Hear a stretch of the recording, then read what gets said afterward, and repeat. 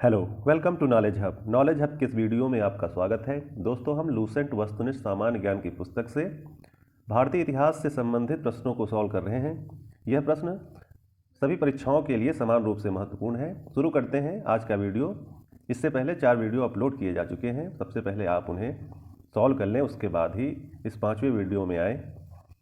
शुरू करते हैं आज का वीडियो। 61वां प्रश्न है, ऋग्वेद के किन 6 मंडलों को वंश मंडल या गोत्र मंडल कहा जाता है?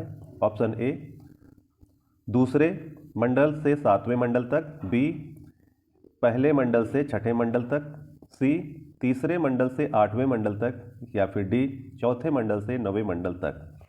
61वें प्रश्न का सही जवाब होगा ऑप्शन नंबर ए,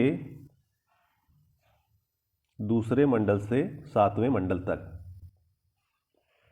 62वां प्रश्न है, किस वेद में जादुई माया और वशीकरण मैजिकल चार्म्स एंड स्पेल्स का वर्णन है? Option A, Rigveda, B, Yajurveda, C, Samaveda, D, Atharvaveda. इस प्रश्न का सही जवाब होगा option number D, Atharvaveda. Atharvaveda. 63वां प्रश्न है, आर्य शब्द इंगित करता है। आर्य शब्द किसको इंगित करता है? ऑप्शन ए, नृजाति समूह को, बी, यायावरी जन को, सी, भाषा समूह को, या फिर डी, श्रेष्ठ वंश को। इस प्रश्न का सही जवाब होगा ऑप्शन नंबर डी, श्रेष्ठ वंश को। 64वां प्रश्न है, ऋग्वेद में कुल कितने मंडल हैं? ऑप्शन ए, 7, बी, 8, सी, 9, या फिर डी, 10। इस प्रश्न का सही जवाब होगा ऑप्शन नंबर डी, 10। टोटल 10 मंडल है ऋग्वेद में। 65वां प्रश्न है, आर्य भारत में संभवतः आए। ऑप्शन ए, कहाँ से? यूरोप से, बी, मध्य एशिया से, सी, पूर्वी एशिया से, या फिर डी, अन्य क्षेत्रों से। इस प्रश्न का सही जवाब होगा ऑप्शन नंबर बी, मध्य एशिया से। मध्य एशिया से। 66वां प्रश्न है, कौन सा वेद अंशतः गद्य रूप में भी रचित है? Option A, Rigveda, B, Yajurveda, C, Samaveda, या फिर डी, अथर्ववेद। इस प्रश्न का सही जवाब होगा option number B, Yajurveda. Yajurveda. 67वां प्रश्न है, सभा और समिति प्रजापति की 2 पुत्रियां हैं का उल्लेख किस वेद में मिलता है? ऑप्शन ए, ऋग्वेद में, बी, यजुर्वेद में, सी, सामवेद में, या फिर डी, अथर्ववेद में। इस प्रश्न का सही जवाब होगा ऑप्शन नंबर डी, अथर्ववेद में। 67 में डी सही है। 68वां प्रश्न है, ऋग्वैदिक युग की प्राचीनतम संस्था कौन सी थी?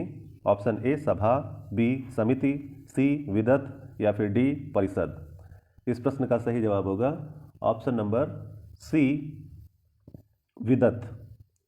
विदत ऋग्वैदिक युग की प्राचीनतम संस्था थी। 69वां प्रश्न है, ऐतरेय ब्राह्मण ग्रंथों में सर्वाधिक प्राचीन कौन सा है?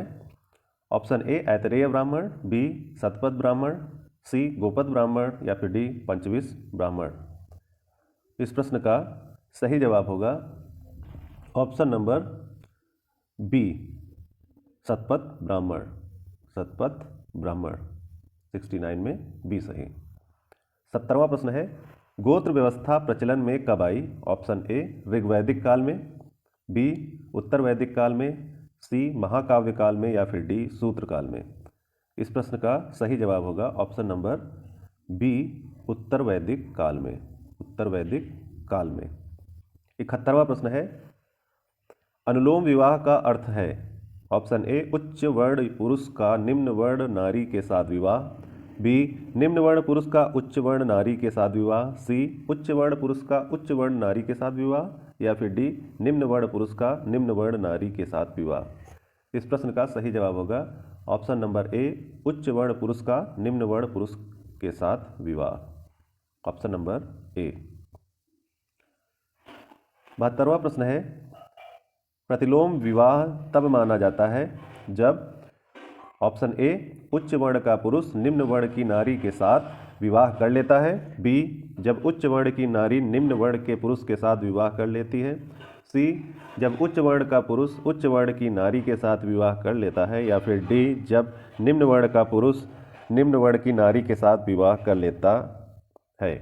इस प्रश्न का सही जवाब होगा ऑप्शन नंबर बी, उच्च वर्ण की नारी निम्न वर्ण के पुरुष के साथ जब विवाह करती है तब उसको कहते हैं प्रतिलोम विवाह। ऑप्शन नंबर बी, 72 का बी सही है, जब उच्च वर्ण की नारी निम्न वर्ण के पुरुष के साथ विवाह कर लेती है।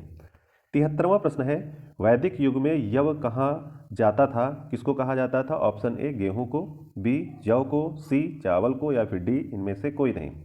इस प्रश्न का सही जवाब होगा ऑप्शन नंबर बी, जौ को। 74वां प्रश्न है, व्रीहि व्रीहि शब्द किसके लिए प्रयुक्त हुआ है? ऑप्शन ए चावल, बी गेहूं, सी जौ, या फिर डी कपास। इस प्रश्न का सही जवाब होगा ऑप्शन नंबर ए, चावल को। व्रीहि किसे कहा जाता था? चावल को। 75वां प्रश्न है, अथर्व का अर्थ है? ऑप्शन ए पवित्र जादू, बी यज्ञ, सी स्तुति, या फिर डी दर्शन। इस प्रश्न का सही जवाब होगा ऑप्शन नंबर ए, पवित्र जादू, पवित्र जादू। 76वां प्रश्न है, सुमेलित कीजिए।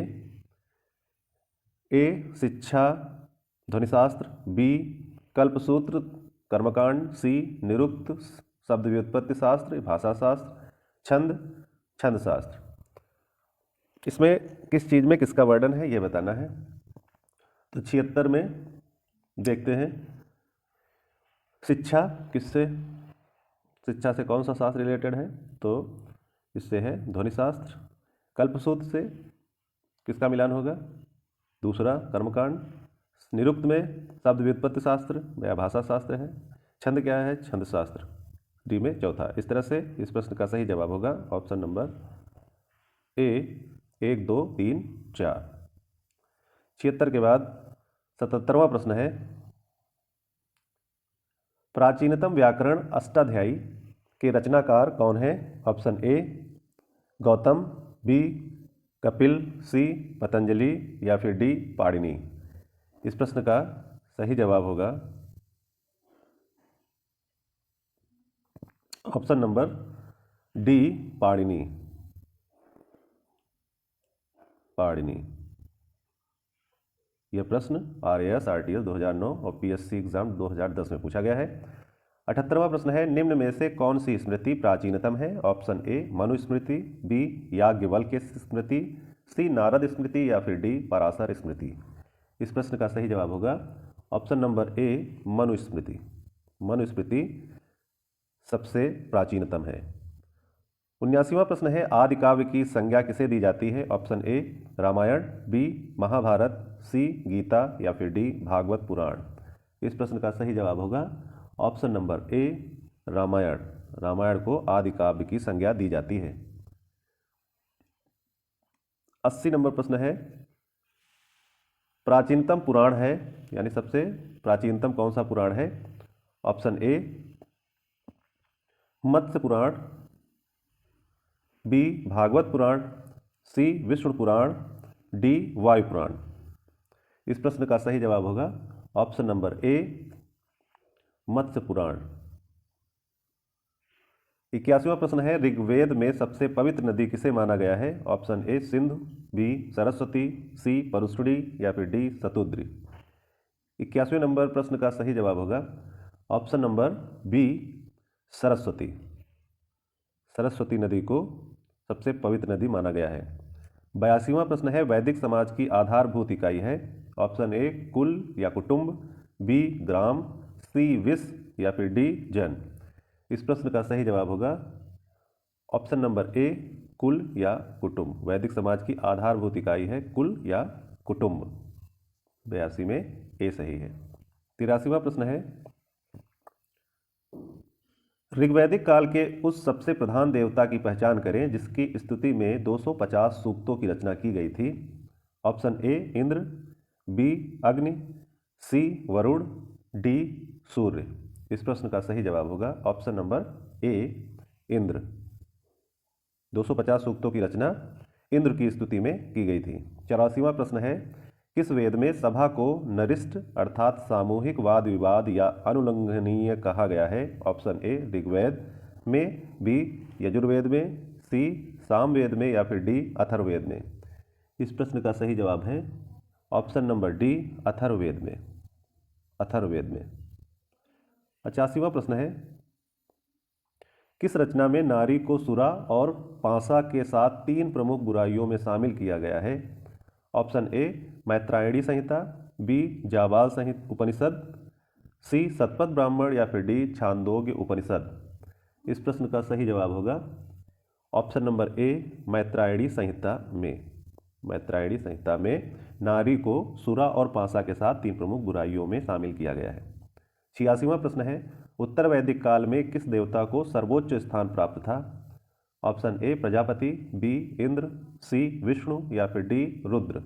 इस प्रश्न का सही जवाब है option number A Prajapati. Option number A Prajapati. 87वां प्रश्न है, सुमेलित कीजिए। राजसूय यज्ञ राजा के सिंहासनारोहण से संबंधित यज्ञ है, बी अश्वमेध यज्ञ इसके सामने लिखा हुआ है राजनैतिक शक्ति बढ़ाने हेतु किया जाने वाला यज्ञ, वाजपेय यज्ञ इसके सामने लिखा है शौर्य प्रदर्शन व प्रजा के मनोरंजनार्थ किया जाने वाला यज्ञ, अग्निष्टोम यज्ञ ये देवताओं को प्रसन्न करने हेतु अग्नि को पशु बलि दिया जाने वाला एवं सोमरस का पान किया जाने वाला यज्ञ। अब आपको यहाँ पर मिलान करना है, तो यहाँ से चेक करते हैं कौन सा इससे मैच करता है। तो 87 नंबर में मिलाते हैं। राजसूय यज्ञ जो होता है वह राजा के सिंहासनारोहण से संबंधित यज्ञ है, तो ए का 1 सही होगा। और इसी अश्वमेध यज्ञ क्या होता था?